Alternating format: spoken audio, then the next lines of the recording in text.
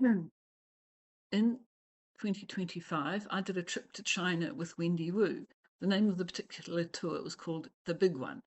In this video, I'll cover preparation I did, the group, meals and food, power adapter, our guide, safety, laundry, money matters, shopping, weather, photography, getting around on the tour, and also getting around if you're not on the tour.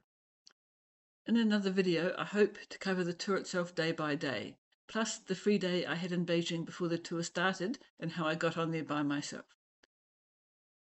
Now, preparation. There are many other videos talking about the tech you need. Check those out. I don't want to repeat them. In short, if you want to use anything you've heard of, Facebook, Instagram, YouTube, etc., then you need a VPN. I used UBiggie, but there were many different ones used by the people in the group, and they all seem to work well. The hotels all had reasonable Wi-Fi. However, I do recommend getting data.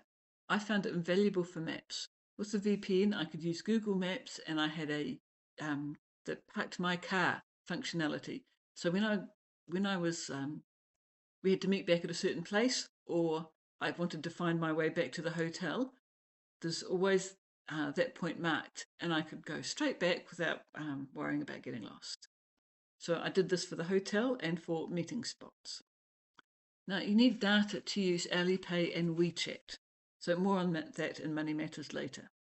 Now, although Google does not natively work in China, Google Maps was amazingly right. Major sites, tourist attractions, streets, roads, alleyways, they were all there. I was quite impressed.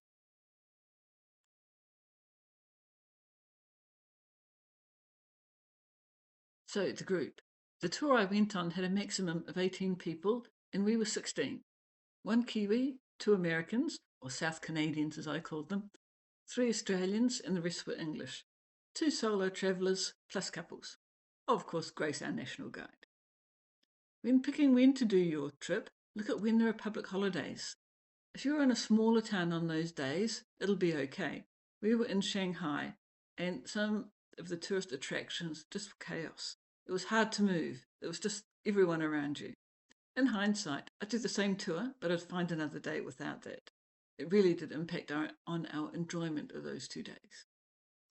Meals and food. Breakfasts were always the hotel buffet. Big or small, there was a Western section with the usual bacon, sausage, eggs, etc. Sometimes their take on a Western breakfast was a little unusual, but there was always plenty, and it's a great opportunity to try the local offerings. But Western or not, start with a nibble, as some things can be unexpectedly spicy or have a unique twist on what they think a European breakfast is. Only one place was the breakfast, well, not that great, but the hotel was in the middle of town. It was a wonderful location, and I was happy with that trade-off. For lunch and dinner, we generally had 2 tables of 8. The restaurant would bring large dishes for the group, and Grace would tell us what each one was, and the spice rating. There was always plenty. In fact, one day it was all so good, we finished all our dishes, and Grace sorted out more of our favourites. I enjoyed the family-style dining with the lazy Susan. Water. Every hotel we went to had 2 good-sized bottles of water supplied each day. If you want more, hide and you don't use them, hide the one you do have so it gets replaced with 2. This was plenty as I generally bought a soft drink with lunch or dinner. 7-Up or Coke was a similar price to a local beer. All of the drivers of our tour bus had water, some of them in a chili bin, and sold them, 3 for 10 yuan. You could get the same ones for much cheaper in the supermarket, but the driver should make some money for doing this, especially if they were cold. Very convenient if you drink all yours on a hot day. Snacks. I bought a supply of my preferred muesli bar. Even if meals are included, these are handy as sometimes lunch or dinner could be later than usual. And if you get peckish, there are no stop shops at the top of a cable car. You'll also want snacks for long train trips. You can buy some things on board, but they may not be familiar. The local shop or supermarket will have brands and items you do know. Lay's chips were very popular, and some chocolate. Don't go for the cucumber chips though. Some supermarkets have a pick and mix, so you choose your little snacks and pay by the weight. Be aware that some items located together may have different prices, and it's not always obvious. But you really need one bag for each price point, or you will not be popular with the weighing person. Weighing, I found, was not done at the main till, but by someone in the local area. However, I got a large bag with a variety of these things all mixed in for one price. Um, it was quite handy because I could test out some myself and take some good home as well. Now, the price for these pick and mix snacks, and indeed everything sold by weight, was per 500 grams. However, except in the north of Vietnam, where it's per kilogram, which I'm told was the French influence. Now, ice creams. Almost all the tourist places had somewhere selling ice creams. Imported ones, e.g., Magnums, were $6 or $7 New Zealand, but there were some great flavours I'd not seen at home before. Local ice creams were about half that.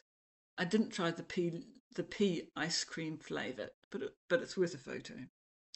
All the bigger sites had ice creams moulded into the shape of that site.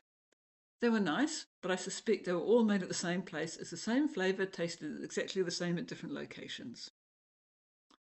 Street food. Grace would not let us buy food on the street markets, particularly meat. Drinks were fine. She said, although it was cooked in front of you, you never knew how long the raw meat had been sitting there. Drinks were fine, yes, and of course anything in restaurants was fine. She was really quite adamant on not eating that street food, the meat skewers and that kind of thing. No one did, and as it happens, no one got sick.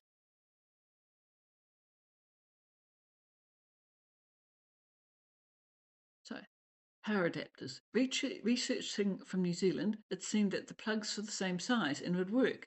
However, I found that for my camera, for example, and phone, it only had 2 pins on the charging plug, and when I'd plug it in, some of the power points wouldn't work, and it really wanted that third pin. Now, I took a travel adapter just in case, and I used that to get the third pin.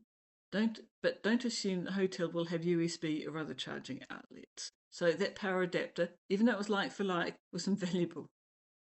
Now, Grace, our guide, she was wonderful. Nothing was too much trouble. For example, on our overnight train out of Beijing, 3 of us were in a 4-person sleeping berth. The fourth person was a Chinese man and a young boy. This boy looked about 8, and we asked Grace what the story was. The railway allows adults to have a child who's 5 or under sharing their bed in these sleeping cabins. She could see that we didn't much go along with this arrangement, but we got on with settling in. Half an hour or so later, Grace came back, talked to this man in Chinese, and he and the boy left. I don't know what magic she did, whether she bought them another berth or two, but it was great. We were the only ones in our group that had a spare bed. It was very nice to have the space. When we had a free day, she would suggest things, and generally the group agreed on one activity. She would sort out a price, the bus driver, and the like, and away we went. Now, this would have been a day off for her, or at least a day free from us, but she spent it with us sorting out the arrangements, so that seemed great. Also, I wanted to send some postcards I'd bought, and I'd got stamps at the Terracotta Warrior site, but I had the hard time finding somewhere to post the things. I asked Grace, and a week or so later she'd found a postbox, found me, and walked me to it. Now, the first one took 2 months to get to New Zealand, which seems ironic given your Temu package will only take a week or two. When we left the tour, she was at the hotel foyer and made sure we were all on the right taxi or shuttle to the airport.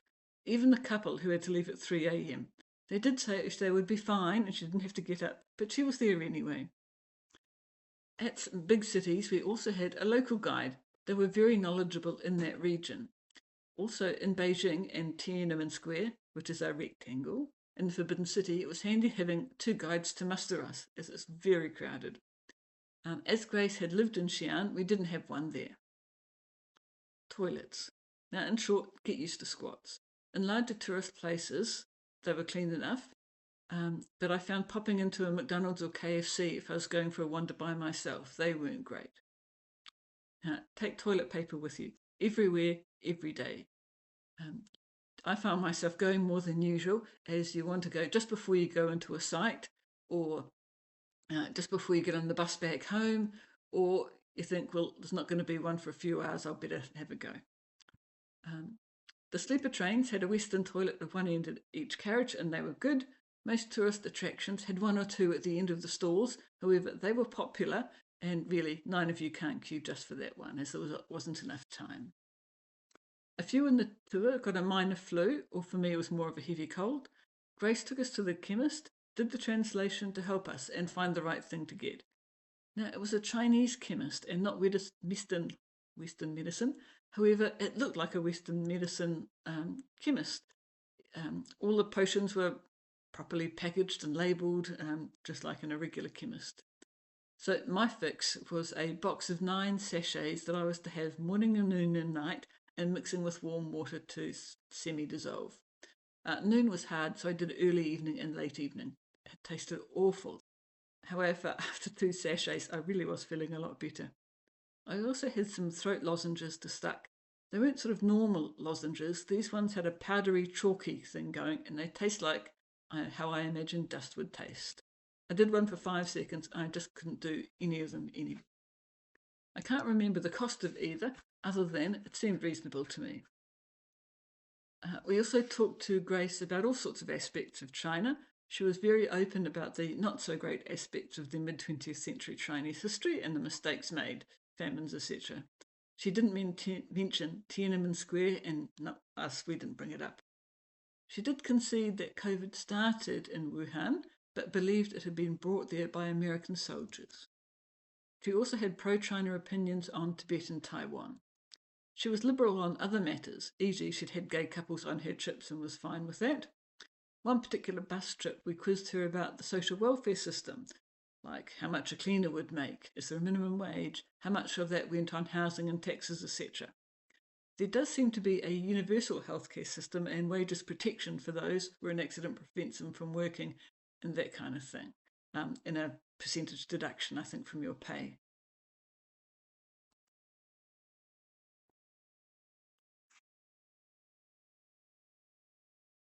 I felt safe throughout the trip in a big city or the small village.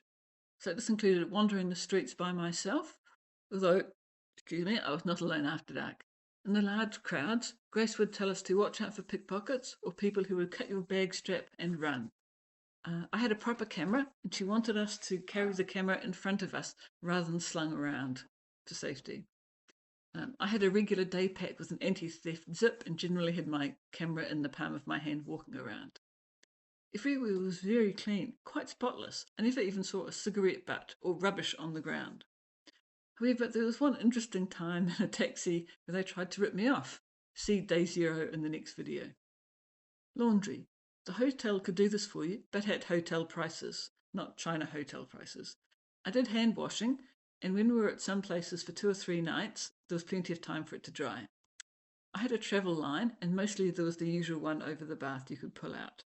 I would leave the bathroom extractor fan on and the aircon on, which created a nice breeze in the room while I was out and dried things. Money matters. The information we got a couple of weeks before the trip said all the optional excursions were paid in cash. This wasn't the case for us. Grace took WeChat and Alipay as well. These items were priced so I knew how much cash to get before leaving. The largest note in China is the equivalent of around $20 New Zealand, so I was surprised when I collected it from the exchange locally before I went, and it was a very thick wad of notes. I used Alipay and WeChat more to test it was working okay. There's not the facility to try this before you leave home. You just have to follow the instructions and setting it up and hope. Now, please download these apps, the international versions, and set both up before you leave. One couple got the app before they left, but didn't add their card until they were in China. It sends a confirmation text to your phone, so this meant roaming data charges, but they didn't want to turn international data on, but lived okay on cash and ATM withdrawals. Some had travel cards and would withdraw cash. Grace only recommended 2 types of ATM machines, the Bank of China and the Construction Bank, no others. But those were easy to find in larger places, not so much in the small. Although everywhere took Alipay for payments, they also took cash as long as a small amount of change only was needed. A couple of places were quite remote and the connection seemed to time out using the apps, and it was quicker to pay for that ice cream just with cash. The pre-tour information said US dollars were accepted by banks for exchange. No one in my group tried this. One English couple had a travel card loaded with different currencies. However, it never seemed to work. After some hassles, their bank said they thought their spending in China was suspicious. It's a travel card. And the bank had cancelled the card. They would not uncancel it. They did offer to send a new one to their home in the UK. So do tell your bank if you are going to China and anywhere else along the way. How much cash to take? I'd suggest look at all the optional activities, check YouTube what looks good, and for everything on the itinerary that's extra, write yes, no, or maybe next to them. I did that, and I'll cover those prices in the day-by-day section for the activities. Then I worked out how much cash to get from there. Now, if every meal is not included, you'll need to buy dinner. The local noodle type dish can be very cheap, $10 easily, which could include a soft drink, $10 New Zealand. Of course, if you want to go posh, you can pay posh. I did try a few things at McDonald's and KFC because they've got local items you don't get at home. You can search the internet about those and prices for yourself. Now, you'll get plenty of small change, and I mean very small. The smallest note is €1. That's around 24 cents New Zealand, 21 cents Australian, and 14 cents US.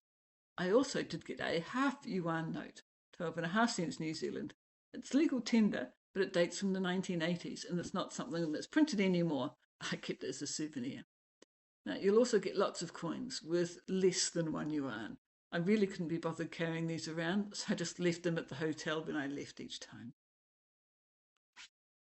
Shopping. I find plenty of time for this. It was interesting to look at the markets, the shops, and also the department stores. You could bargain with street sellers and at the pop-up style market stalls under canvas. Once I had a brief look at t-shirts at a stall outside a tourist spot just to see if there were any designs I hadn't seen before. The woman kept showing me her calculator, which is how they often tell you the price. I think it was 150. I just walked on as I was genuinely not interested, but she came running after me, and then the calculator said 65. This was the cheapest we had seen it, and some of the group went back to purchase t-shirts. One of our group wanted a hat a particular guy was selling while we were waiting for our bus to come, and he kept bargaining down and got the price lowered and bought one. Straight after that, the seller offered the same hat to the rest of us for less. That was amusing. T-shirt quality varied widely. I got one of the Terracotta Warriors with this pattern, as I liked the design. It was an okay price, but I did see other t-shirts for much less, but they're really poorer quality if you feel them. So make sure to have a feel of the quality and look at the seams and decide for yourself. I also bought this top with a hoodie style with very thin, silky, lovely to wear material. That was at a proper shop rather than a stall. But the racks are sort of freestanding as if someone put them in and took them home again. This was New Zealand $8. So cheap I didn't even think to bargain. I regret not getting one in every colour. Interestingly, there was only one size. And the logo on it has GA. Other items had Columbia, like Columbia but spelled a little differently. I was told that often the genuine items are made in China, and the factory, having the pattern and access to the same fabric, often makes more of them and just sells them locally. Now, if you're tall, or even maybe just an average Westerner, check the t-shirts are long enough. They may not be. I'm a little below average height, and this top was only just long enough. The Terracotta Warrior t-shirt, I think, was made for tall Western men, and it was very long. Now, I also bought this small little Lego style panda. The pieces are tiny, tiny, tiny, tiny. It was very fiddly. And for that reason, I don't believe that the age 6+ was correct. It did say 359 pieces. Now I believe that because they were just so small to fit in this little box. There was some left over as well. But you can have different pandas with the same box. There's different instructions. Also, I bought. Oh, that panda was annoying. I ended up using tweezers to get going on that. I also bought these small little ceramic bowls, good for a single serving of pine nuts or similar. I splashed out on the bigger size because those ones were $2 New Zealand each, I think 10 yuan. There were smaller ones for $1 New Zealand, 5 yuan. I think they were from Guilin. I also found some great shoes at a proper local sports shoe shop. They were actually a men's size because they didn't have women in my size, which is a 39 or a 40. When I was in the shop, I pointed them out, showed the woman my size from my existing shoe, and she found me the right foot to try on. It was great, so I gave her the thumbs up and pointed to my left foot, trying to get the message that I wanted to try that one on too. I thought she understood me. However, 5 minutes later, she's just tidying up the shop and not dealing with any customers or anything else. So I wondered if I was mistaken. So I quietly got her attention and pointed to my foot again. She got her phone out and used her Translate app to tell me that someone has gone to the warehouse to get the other one and it wouldn't be long. This is the same pair of shoes. They keep one in the shop and one in a warehouse. Anyway, it turned up a few minutes later and I bought them. The tag said 150 yuan, which is about 36 New Zealand, 21 US, which I was very happy with. The Alipay transaction went through at 75 yuan. Turns out, when I looked around, these were part of a half price sale, so they were even cheaper. I was happy at the original price. I should have bought 3 pairs, but I was worried about luggage space. One guy on the tour was also after similar sports shoes, so I showed him that shop. Unfortunately, they didn't stock this or anything in his size. So men's feet may be difficult to get. Now, I've worn these for some months now, and they are great and comfortable. The quality is great, and they're actually reasonably waterproof because this rubber goes all the way around, and this is a little repellent as well. Now, I got these in Yangshu. There were 3 sports shops, or shoe shops rather, and they not far from each other in the main drag, not farther. In the main drag, in the part that was furthest from the hotel of the main drag. The hotel was Grand Rezen, Rezen. Go shopping. In Shanghai, we went to a very interesting silk factory. I'll save the details for that day-by-day section, but for the shopping section here, I bought a silk duvet. This was the only place where they did not take Alipay or WeChat Pay, but my Wiser's travel card was fine. For 3,000 yuan, 730 New Zealand, 430 US, I got a queen duvet inner, a flat sheet, duvet cover, and pillowcases. I did upgrade to the duvet to the higher weight because I thought the one that they had was a little light. I think there's 3 or 4 weights to choose from. I got the second to highest one. The sheets you got in that package had to be from a certain range. They were not the high-end ones, some of which were more than the duvets. So they undid the wrapping for both, put the sheets into the duvet bag. I then signed the bag with a marker pen, and it went off and got shrink-wrapped.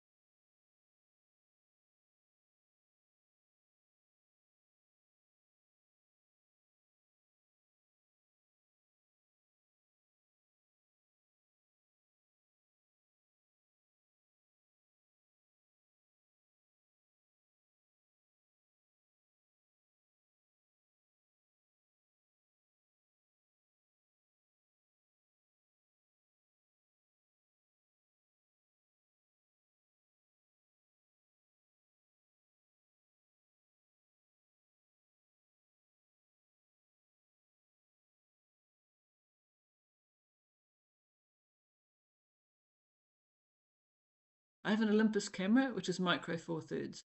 I took my 12 to 40 lens, which is a 24 to 80 full frame equivalent.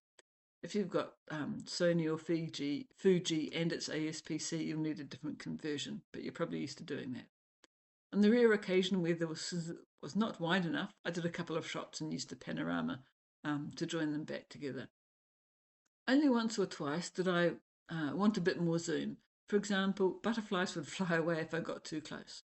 However, I was very happy to only have one lens and for this to be the one. Two others on my trip also had proper cameras, and the rest were using their phone. Now, phone cameras have come a long way, and I've taken some great shots with mine. However, if you want to take photos at night, and there are wonderful opportunities at night with lanterns and bridges lit up, then check how your phone performs if you're going to rely on it. So maybe test it out at night before you go, some torches under a tree or some street lights at night. If you're happy with the results, then great. Otherwise, consider a camera that can perform better in low light if you want those night shots. People were taking selfies with their phone, but I don't remember any long selfie sticks. Now, drones are banned in China unless you register them with the Civil Aviation Administration, and that sounds like a hassle. Even if you did this, they're banned at many of the good sites.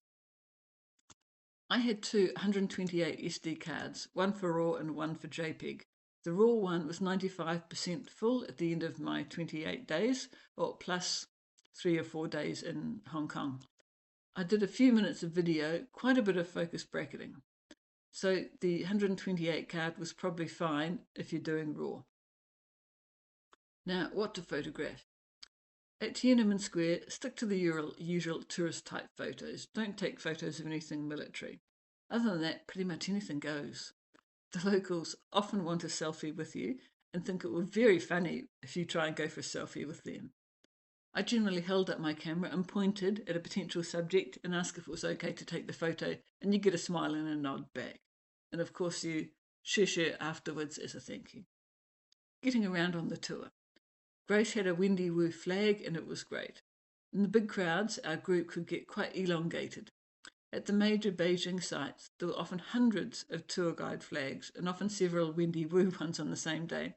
So don't get distracted and go with the wrong one. We also each had a whisper, a little device round your neck with an earpiece. Grace would talk to us in her one for the walking tours, and you would hear her in yours. When we had free time, I used the parked here function on Google Maps, which I think I've mentioned. It really was great. It's very easy to go into a big shop and not realise it had doors on 2 or 3 sides, and you'd be leaving by a different one and not realise that. Also, it takes the stress out of remembering the meeting points. Often at a site, or say a little village, you have a guided tour, then it'd be, okay, meet back here in an hour and a half or the like. So I would set my alarm on the phone for 10 minutes before we had to meet up and also pin the meeting spot. So I'd know. Now, when Grace says, or your tour guide says, be somewhere at a certain time, don't be late for anything. If you do run into bother, phone your guide. Now, your information sheet before your tour will have your guide's phone number in it. Please put that into your phone, just as a backup. And if you've got data, I think in WeChat or Alipay, you can actually share your location, just in case you get really lost, then she'll know where you are.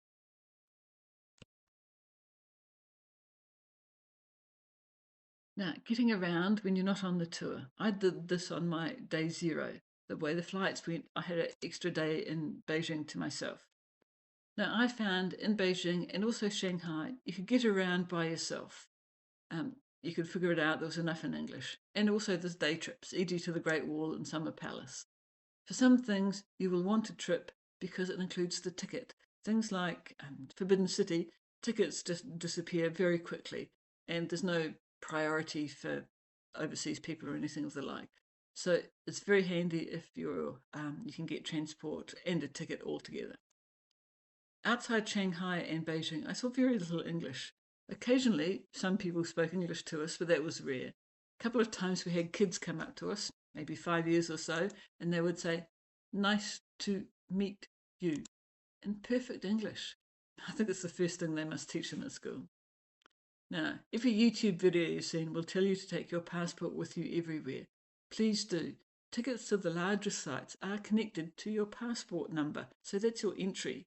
On the bus in the morning, Grace would often make us all show our passports to her just to make sure we had them. Once we were given a ticket and we had to show that with our passports, the boat trip from Guilin to Yangshu. However, there was a wee mishap and the printed name did not match the printed passport number. We quickly swapped tickets so that the numbers matched our passports. That got us through, but they were not concerned that the name didn't match. We all then swapped back so we could get our souvenir ticket with our name on it. Now, the locals had their tickets connected to their national ID card, and they would swipe those at a turnstile to enter tourist sites.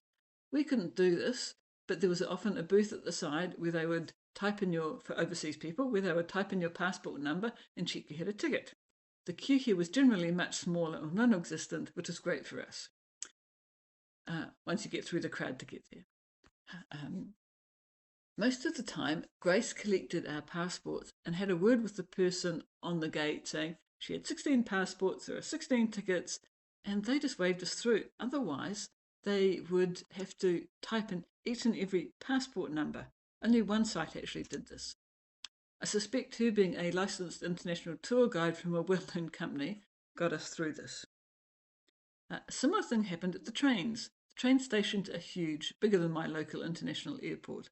The gates there are gates to get access to the platforms open 10 minutes before the trains arrive, so people line up well before to be the first out.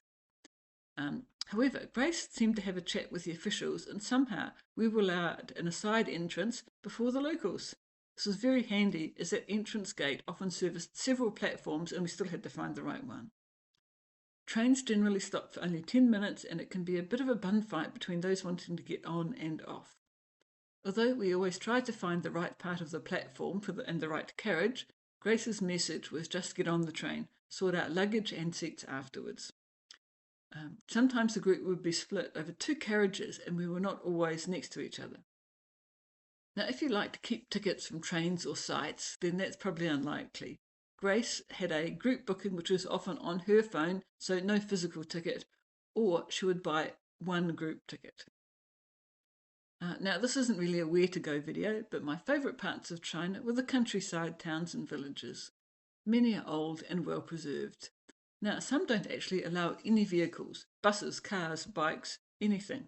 You get off the bus with your luggage at the edge of town, or in the new town. The hotel meets you there, takes your bags, and you walk to the hotel.